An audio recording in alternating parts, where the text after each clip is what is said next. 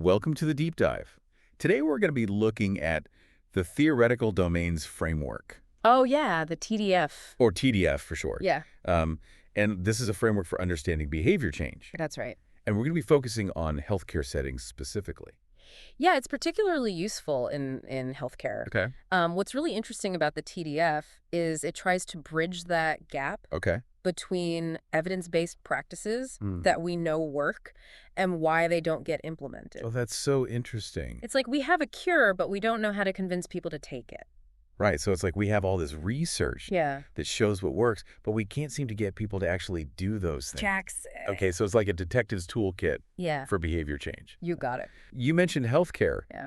Is that still true today, or has it expanded beyond that? Well, it's definitely expanded, but it did originate Okay. with the desire to help healthcare workers Okay. to put research into practice. But now it's applied much more broadly Yeah. to include healthy behaviors in general. So it's not just about why doctors don't adopt new guidelines, but also why people struggle to Exactly. stick to a diet or go to the gym. You got it. Okay. And that's what makes it so relevant to you, the listener. Yes. Whether you're in healthcare or just trying to understand your own behavior patterns, Right. it's a framework for understanding why we do the things we do. Okay.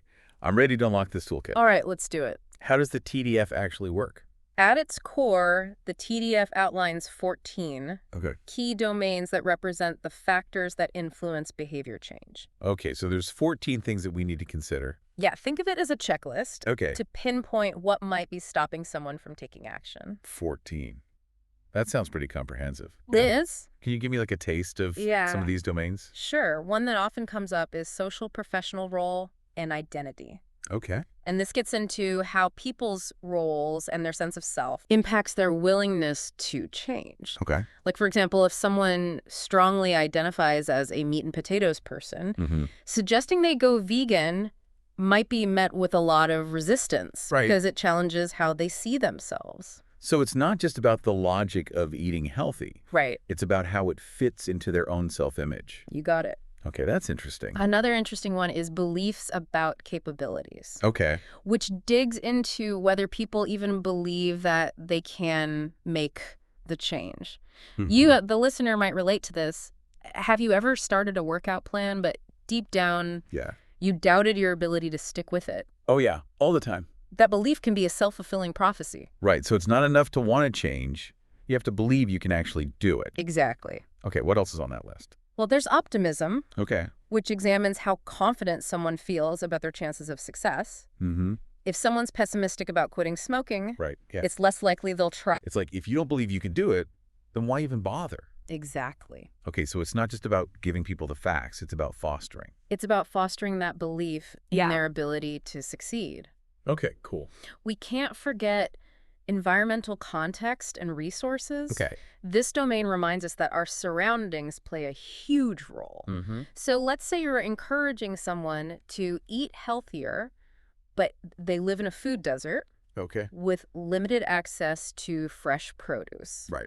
That context is a major hurdle. It's like swimming upstream. Exactly. Okay, so the TDF is providing like a more nuanced view of behavior change. It is. It's not just about willpower. It's this intricate web Yeah, of internal and external factors. exactly. And to make it even more powerful, Okay. each of these 14 domains is broken down even further Oh, wow. into specific constructs Okay. to give even more granularity. So we're going really deep. Yeah. Okay, this is all theoretical. Right. What about real-world applications? Well, that's where the TDF shines. Okay. It's not just an academic exercise. Mhm. It's used to design interventions that actually work. Okay. And by understanding those key domains and their influence on behavior, Mm-hmm. we can tailor solutions to address specific barriers. So it's like a custom-made suit for behavior change. You got it. Okay. Can you give us a taste of how researchers Yeah. are putting this into practice? Sure. There was one study that I found really interesting Okay. that investigated why some healthcare professionals were hesitant to adopt new guidelines Okay. for blood transfusions. Interesting. And that's a big deal, right? Because, Huge implications. yeah, patient safety and all that. Absolutely. What did they find? What did the TDF uncover? Well, they used the TDF to guide interviews Okay. with physicians, nurses, and other healthcare staff Yeah. involved in blood transfusions. Mm-hmm. They found that one of the key barriers was the lack of knowledge. Yeah, so it wasn't intentional resistance. It was Yeah. just that they didn't know. They didn't know about the new guidelines. That makes sense. Another barrier they identified was a lack of confidence Okay. in the applicability of the guidelines to every situation. So they felt like it was too rigid Yeah, and it didn't account for like the nuances of individual cases. exactly. Okay. But the TDF helped to pinpoint those specific beliefs and concerns, Okay. and that allowed researchers to design educational interventions Got to it. target those barriers. So it's not just about identifying the problem. No, It's about finding the solution. exactly. Okay. And another study explored the challenges of encouraging those healthy behaviors in patients with diabetes. Okay. Applying the TDF, they could see which domains were relevant for those individuals, All right. like skills, Mm-hmm. beliefs about consequences. Okay. And they tailored interventions accordingly. So they might give them some training Right. on managing their diabetes or like highlight the positive outcomes. Yes. So these studies highlight the versatility of the TDF and its ability to uncover those hidden factors. Right. It's like we're peeling back the layers of the onion Yeah. to get to the core of Exactly. why people do or don't do things. Absolutely. How do researchers actually gather this information? Well, some common methodologies in TDF research Okay. include interviews and focus groups. Okay. These allow researchers to delve deeper Okay. into people's thoughts, beliefs, and experiences related to that target behavior. Okay. So we're having conversations, Yeah. in-depth conversations to try to get to the root of You got it. what's going on. Absolutely. Okay. They also use surveys to gather data from larger groups. Right. And this provides a broader snapshot of those factors influencing behavior. So a mix of like qualitative and quantitative, Exactly. getting the stories and the big picture. You got it. Okay, cool. And what's really cool is that some studies use multiple perspectives, Absolutely. like patients, doctors, Both nurses, stakeholders. all the stakeholders involved Yeah. to get a more complete picture. That's right. The more perspectives we gather, Mm-hmm. the richer our understanding becomes. Okay. And that's one of the most exciting parts of our deep dive today. Right. We're going to be exploring those real-world case studies Okay. that demonstrate the TDF's utility and impact. Before we get to those, can you tell me about a study where the TDF was used in a non-healthcare setting? Absolutely. Okay. There was a fascinating study Okay. that explored parents' decisions Okay. about utilizing green spaces for their children's play. Interesting. I wouldn't have thought of using the TDF for something like that. Well, researchers wanted to understand Yeah. why some parents weren't taking their kids to play in green spaces, Okay. despite those known benefits. Right. We're always being told, get your kids outside. Exactly. What did they find? Well, using interviews and surveys, Okay. guided by the TDF, Mm-hmm. researchers found that some parents had safety concerns about letting their kids play unsupervised. Makes sense. Others weren't aware of any nearby green spaces Okay. or even the activities that were available there. So it wasn't a lack of desire. No. It was practical barriers or just a lack of awareness. Exactly. And for some parents, Yeah. time constraints and busy schedules Right. Everybody's busy. were major obstacles. Okay. So the TDF helped to identify a range of barriers. Yeah. Some related to knowledge, some environment, some social. You got it. But what's interesting is that it provides that framework for addressing those barriers It does. and promoting behavior change. Exactly. And that's what makes the TDF so powerful. Right. It helps us move beyond assumptions Yeah. and dig into those specific factors influencing behavior, Okay. which allows us to design effective interventions. It's like having a roadmap It is a roadmap. for behavior change. That's a great way to put it. Okay. We've covered a lot of ground in this first part of our deep dive. Yeah. We've talked about what the TDF is, how it works, even peeked into some real-world applications. Absolutely. But before we move on to those captivating case studies, Yeah. let's take a quick pause to let everything sink in. Right. You, the listener, Yes. are now equipped with this foundational understanding Hopefully. of the TDF, Mhm. and the best is yet to come. It is. We'll be back after a short break All right. to delve deeper into the TDF's impact Okay. and explore those real-world stories I'm excited. that bring this framework to life. Me too. See you in a bit. That's good. Welcome back. I'm excited to dive into those case studies Yes. because they really show the TDF in action. Okay. But before we do that, Mm-hmm. I think it's important to understand how the TDF itself has evolved over time. Okay, yeah. We often assume that these frameworks appear fully formed, Right. But I'm sure there's a whole story behind the TDF. Absolutely. It all started with a group of researchers Okay. who were frustrated Okay. by the gap between theory and practice. Mm-hmm. In behavior change. Okay. They noticed that there were all these different theories floating around, And? each with its own strengths and limitations. Yeah. But none of them provided like a comprehensive, Right. practical framework Yeah. for understanding and promoting behavior change. Okay, so it's like they were trying to piece together a puzzle, Yeah, but they were missing some crucial pieces. exactly. They wanted to create a framework Okay. that was grounded in evidence, Mm-hmm. but also flexible enough to be applied across a wide range of settings Okay. and behaviors. So they embarked on this journey to synthesize the literature. Okay. They analyzed over 30 Wow. different theories of behavior change. 30 theories, that's a lot of reading. It is. Yeah. What did they discover? They found that despite their differences, Okay. these theories shared a common thread. Okay. They all pointed to certain psychological and social factors as being crucial for behavior change. So it's like they were uncovering those universal principles of behavior change. Exactly like a universal language of Yeah. behavior change. Huh. And from this grand undertaking, the original TDF was born. Okay, I have to ask. Yeah. Was it love at first sight? Wow. Or did it have some awkward teenage years? Like any good framework, it needed refining. Okay. The initial version had 12 domains. Okay. But after rigorous testing and validation, they expanded it to the 14 we use today. 14 and fabulous. That's right. Okay, so they put it to the test in the real world. Oh, yeah. How'd they do that? Well, one study used a really interesting technique Okay. called card sorting. Card sorting, like we did in elementary school. Exactly. But for science. But for serious science, Okay. they gave a group of behavior change experts Okay. a set of cards, Mm-hmm. each representing a different construct of the TDF, Okay. and asked them to sort them into categories. Okay. That made sense to them. So it was like a collaborative brainstorming session. Exactly. To validate the framework. Okay, so they got feedback from the experts. They did, and they found strong support Okay. for the overall structure of the TDF, Okay. with the experts grouping the constructs in ways that aligned with the 14 domains. Cool. And they also conducted statistical analyses Okay. to validate those groupings. So they were very thorough. They were. Okay, and this all led to the 14 domain TDF that we use today. That's right. Okay.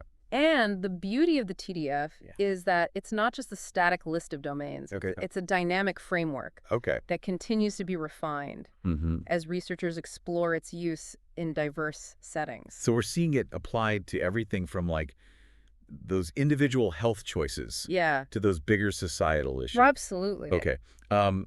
Let's circle back to those case studies. Right. Are there any others Yeah, that really showcase the practical utility of the TDF? absolutely. One that comes to mind Okay. is a study that looked at those challenges of implementing a life-saving technique called selective decontamination of the digestive tract, or SDD. Okay, selective decontamination of the digestive tract. Yeah.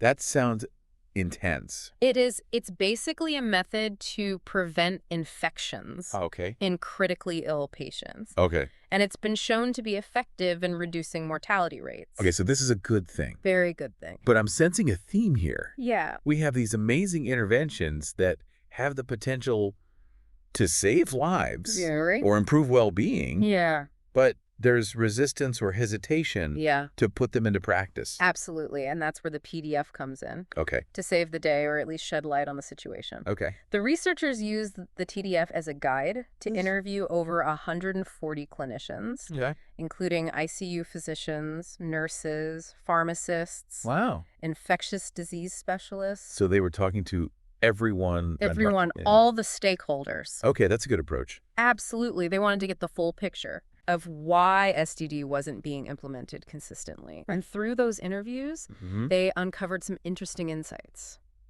Okay, what do they find? One of the biggest barriers they found Okay. was beliefs about consequences. So it wasn't that they didn't understand the technique Right. or they lacked the skills to implement it. No, They were just concerned. they were concerned about the consequences. Okay. Some common beliefs were that STD would increase antibiotic resistance, Okay, a valid a concern. valid concern, or that it might benefit some patients but harm others. Okay.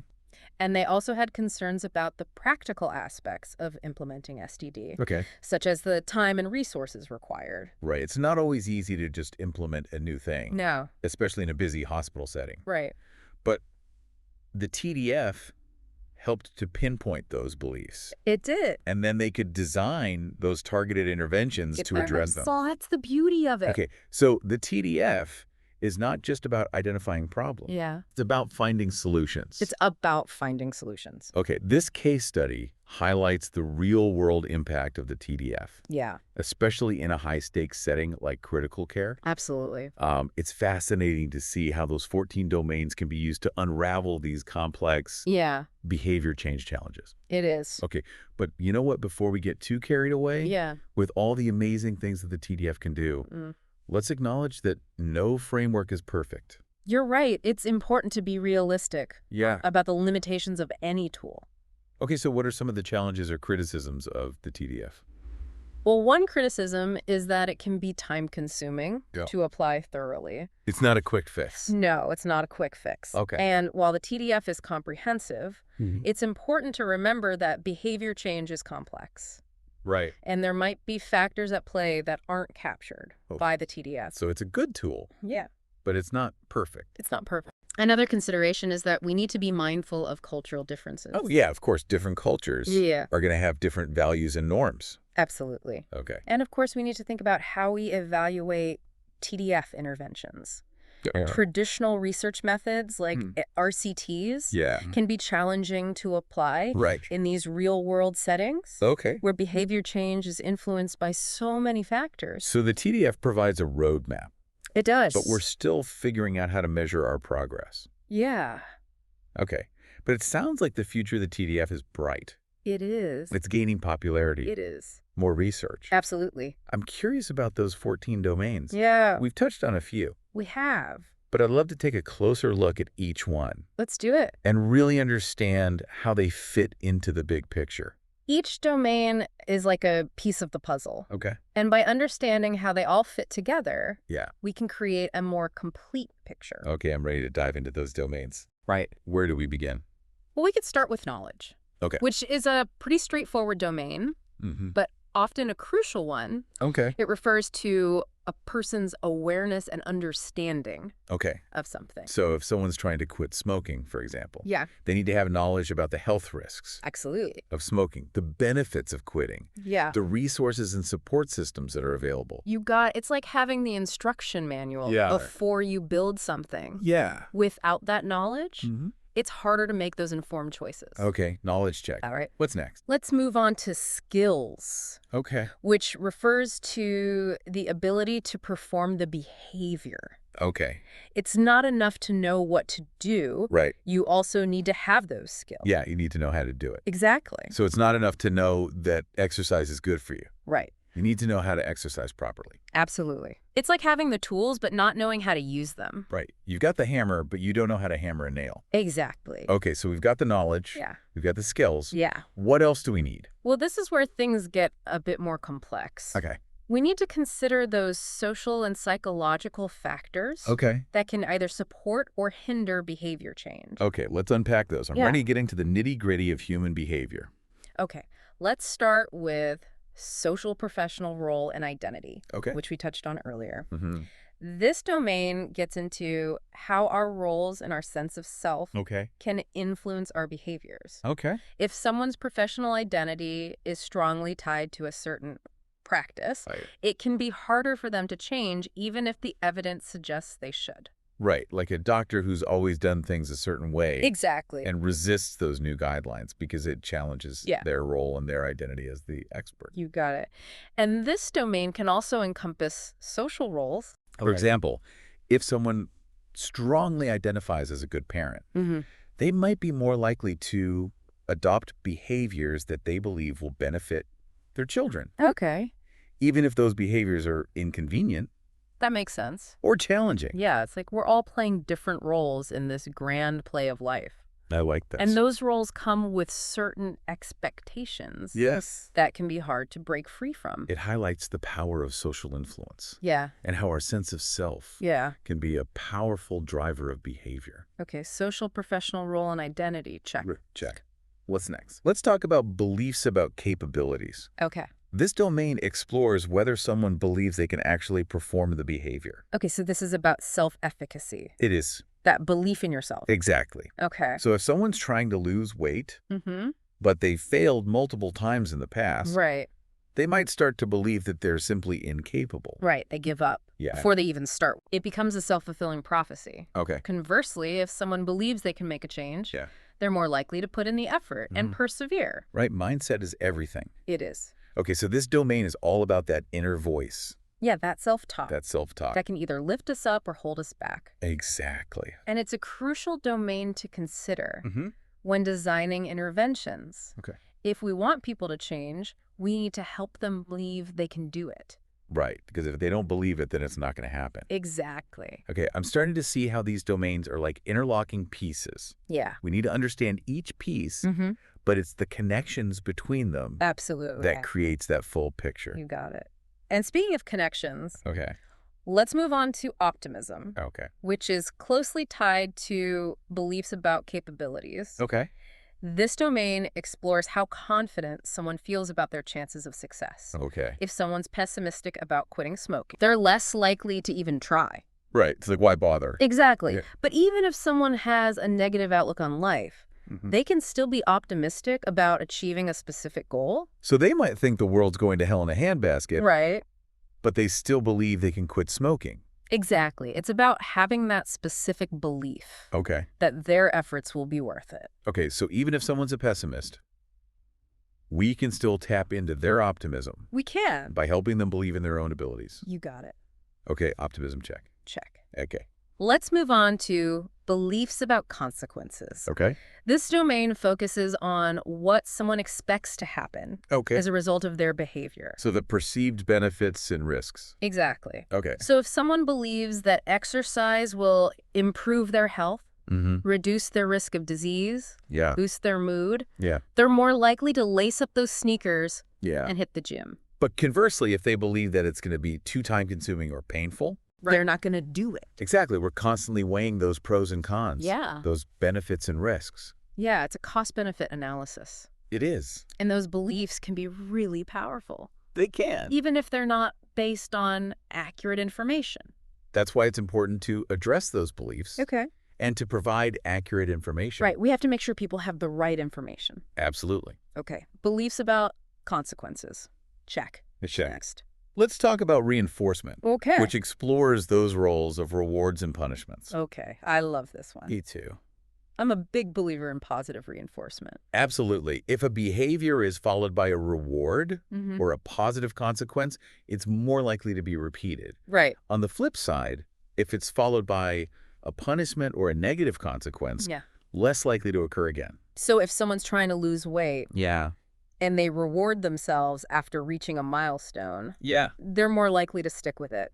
Exactly. And those rewards don't have to be tangible. They Right. could be intrinsic, like feeling proud of themselves. Right. Or getting praise from loved ones. Exactly. Okay. And on the punishment side, it could be experiencing those negative health consequences Right. or feeling guilty Yeah. about not sticking to their goals. So it's not just those external rewards and punishments. Wow. It's those internal feelings Yeah. that shape our behaviors. Absolutely. Okay. And understanding the role of reinforcement Mm-hmm. is crucial Okay. for designing those effective interventions.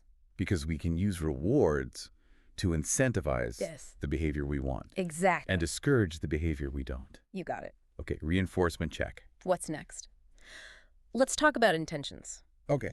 This domain is all about that conscious decision Mm-hmm. to engage in a particular behavior. So making up your mind, setting that goal. Yeah, But intentions don't always lead to action. that's right. So what gets in the way? That's where those other TDF domains come into play. Okay. Our intentions might be strong, Mm-hmm. but if we don't have the skills or if we have a pessimistic outlook Yeah. or the environment is not supportive, Right. then our behaviors might not match our intentions. So intentions are like the fuel, Yeah, but we need the engine of the other domains to actually get the car moving. I like that. Okay. Understanding the strength of someone's intentions is important for designing interventions. Okay. We need to support those intentions Right. and create environments that make it easier to follow through. It's like having a cheerleading squad for our intention. I love that. Okay. Okay, let's move on to goals, Okay. which is closely related to intentions, but focuses more on those specific outcomes. Okay, so intentions is the decision to act, Yeah, and goals are the desired outcome. exactly. Yeah. Goals provide that direction and motivation. Okay. For our behaviors, they can be short-term, long-term, personal, or professional. But the key is that they're meaningful Okay. to the individual. So if someone's intention is to exercise more, Right. their goal might be to run a 5K. Exactly. Or lose 10 pounds, Right. or just feel more energetic. Okay. Having specific goals makes it easier to break down that larger intention into smaller, manageable steps. It's like, how do you eat an elephant one bite at a time? Exactly. Okay. And this domain also reminds us Yeah. that we need to prioritize our goals. Right. You can't do everything at once. We can't. Okay, so we need to choose our battles wisely. We do. Goals check. What's next? Let's move on to memory, attention, and decision processes. This one sounds like it's all about how our brains work. It is. Okay. This domain explores those cognitive processes Yeah. that can either support or hinder behavior change. Okay, so if someone's trying to eat healthier, Yeah, but they forget to pack healthy snacks, right. they get distracted by treats at the store. Exactly. Their memory's working against them. It is. Okay. This domain also explores mental shortcuts Okay. or heuristics that we use Okay. to make decisions. So these are like rules of thumb They are that help us bingo. make decisions quickly, Exactly. but they don't always lead to the best choice. Not always. Okay. Especially when it comes to resisting those temptations. So our brains are wired to conserve energy. Yeah. Okay. So we use these shortcuts. But sometimes those shortcuts lead us astray. They do. Okay. And that's why it's so important to be aware of these processes and to develop strategies to overcome them. It's like we're training our brains to support our goals, We are. not sabotage them. Exactly. Okay. But sometimes it's not just our brains Right. that are working against us. Yeah. It's the world around us. The environment. Exactly. Okay. Which brings us to the domain of environmental context and resources. Okay. This domain reminds us that our behaviors don't occur in a vacuum. Right. We're not isolated beings. Our environment can have a big impact. Yeah. So if someone's trying to quit smoking, Yeah. but everyone around them smokes, Right. it's going to be a lot harder. It is. And on the flip side, if they have access to support systems Absolutely. and resources, Yeah, it's going to be easier. exactly. It's like we're swimming in this ocean of influences. Yeah. And those currents can either push us towards our goals or pull us away. That's a great analogy. Okay. It highlights the importance of creating those supportive environments Yes. that make it easier to adopt those healthy behaviors. So it's not just about individual willpower. Yeah. It's about creating those communities and systems that support those healthy choices. You got it. Okay, environment, check.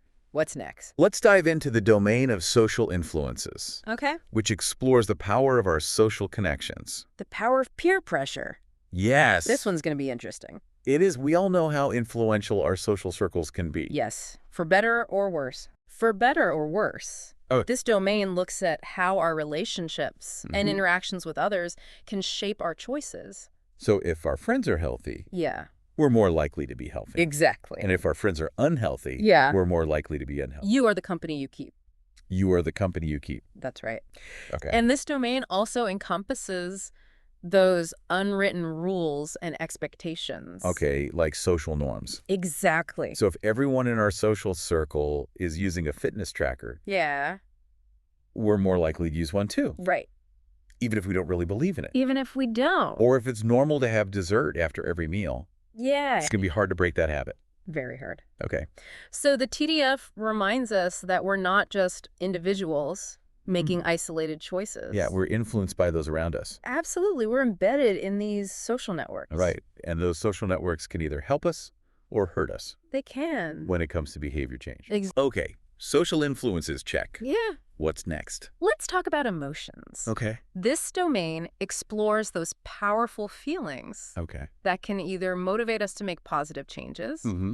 or lead us down a path of unhealthy choices. Okay, this one's going to be deep. It Amazing. is. Think about a time when you were stressed or anxious. Okay, yeah. Were you more likely to reach for comfort foods or skip your workout? Oh, yeah, for sure. Or stay up late scrolling social media? All of the above. All of the above. When my stress levels go up, my healthy habits go out the window. It's like our brain goes into survival mode, Yeah, and all those rational thoughts about self-care, yeah. they disappear. So it's not just about willpower. It's not. It's about understanding those emotional triggers. Exactly. Okay. And those triggers can be different for different people. Right. So for some people, it might be sadness or loneliness. Yeah. For others, it might be boredom.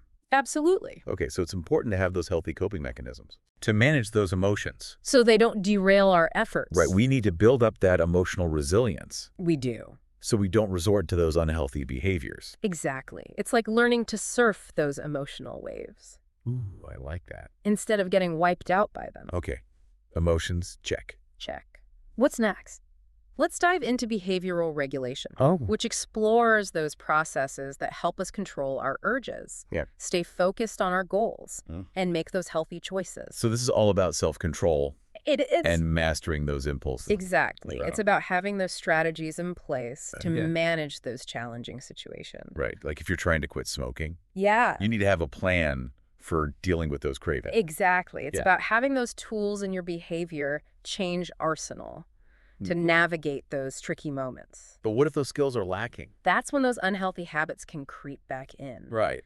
The TDF encourages us to develop those self-monitoring skills, Okay. to pay attention to our behavior Yeah. and identify those triggers. So it's about being aware of those patterns. It is. Okay. And developing strategies to break those cycles. It's like we're becoming our own behavior change coaches. Exactly. Okay. This domain also emphasizes the importance of creating supportive environments, Right. removing temptations, Mhm. setting clear boundaries, Yeah. surrounding ourselves with supportive people. So we're setting ourselves up for success. We are. Okay. And with that, we've explored all 14 domains of the TDF. Wow.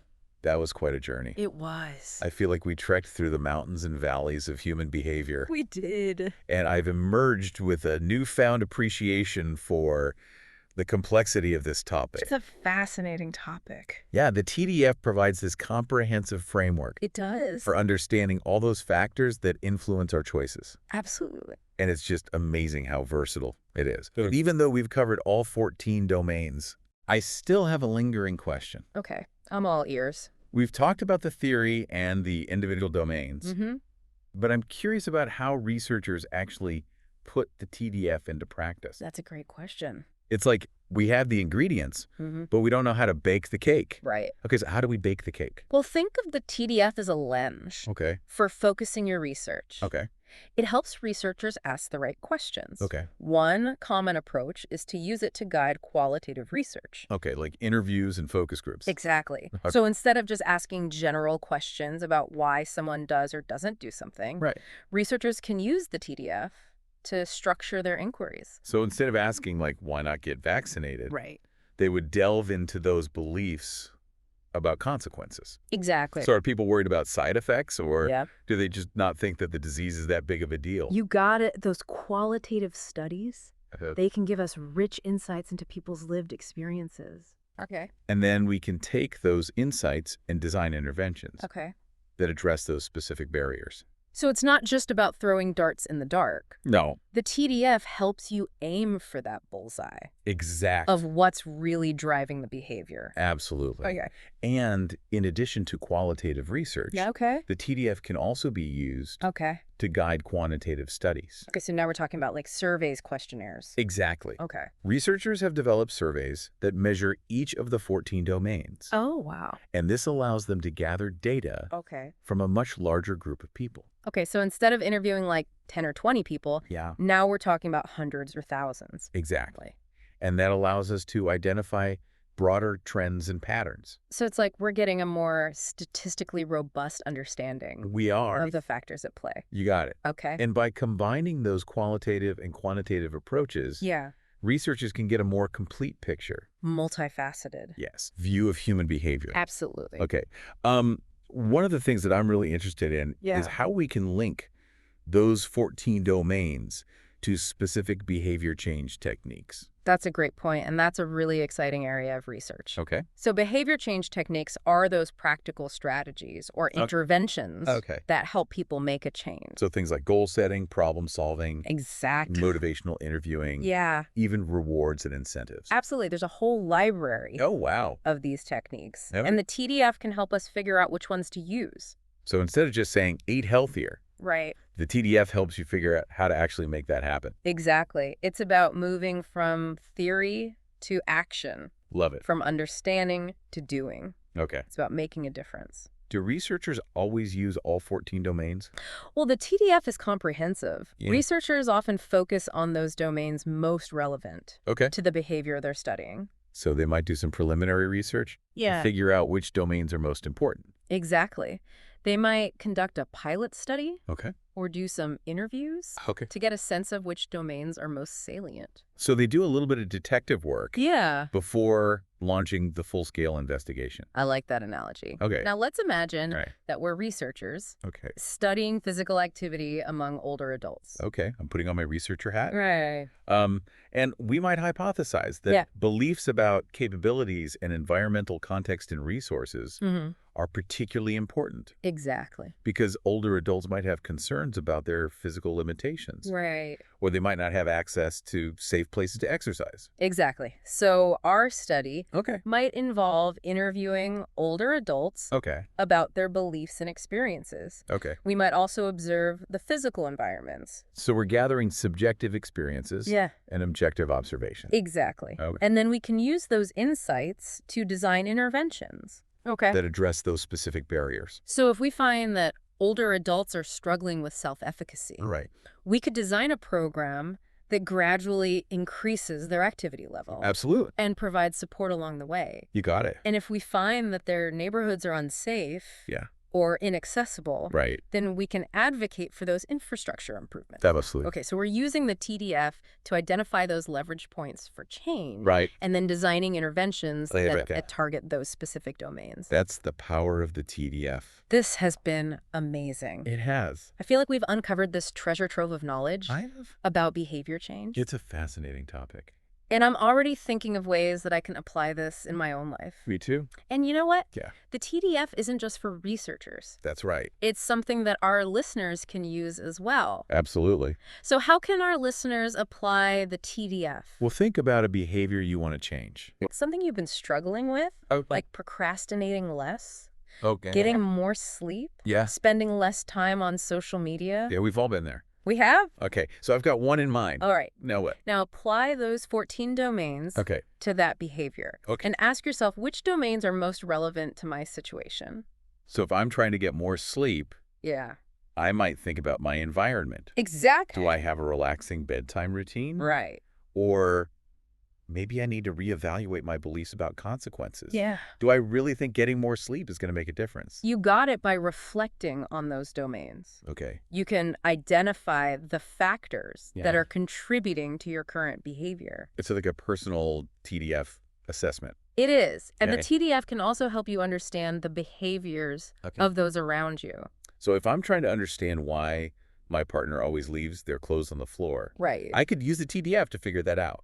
Maybe they just don't know how to fold clothes. Yeah. A skills issue. Or maybe they just don't care. Beliefs about consequences. Exactly. It could. And then I can approach the situation with more empathy. You can. Okay. You know. And understanding.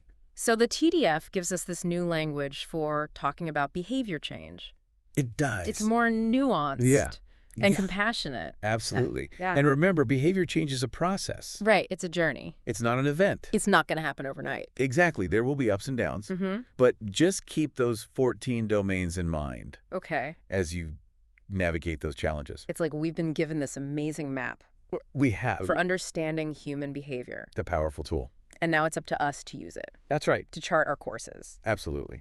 Okay, well, this has been an amazing deep dive. It has. I feel like I've learned so much Me too. about the PDF It's a fascinating framework. and how we can use it Yeah. to understand and change behavior. So until next time, keep those brains buzzing. Yes. And remember, Yeah. behavior change Yes. is within reach. It is. One domain at a time. You got it.